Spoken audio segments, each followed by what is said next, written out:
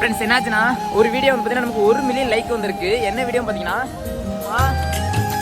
பலா இங்கே வாழை இருக்கா, அங்கே மலை இருக்கு. அப்படியே இங்கே பாருங்க நம்ம ஸ்விமிங் எப்படி இருக்கு பாருங்க, கண்ணாடி மாதிரி இருக்கு தண்ணி. இப்போ நம்ம உள்ள குதிக்க போறோம், வாங்க.